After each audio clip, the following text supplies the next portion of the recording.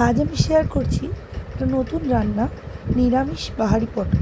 এই রেসিপিটাতে যেটা প্রথমেই লাগবে সেটা হচ্ছে পটলের দানাগুলো। পটলের দানাগুলো আমরা বার করে একটা বাটিতে রাখলাম।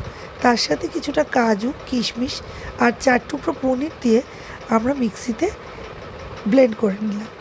সেটা আমরা তেলের মধ্যে একটুখানি, খুব সামান্য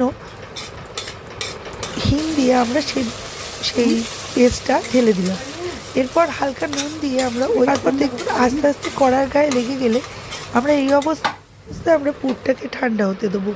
এরপর পুরটা আমরা পটলের মধ্যে ভরে আমরা বেসনের একটা গোল বানিয়ে সেটাতে একটু জাস্ট হালকা কোটিং করে আমরা তেলে সেটা ভেজে নেব।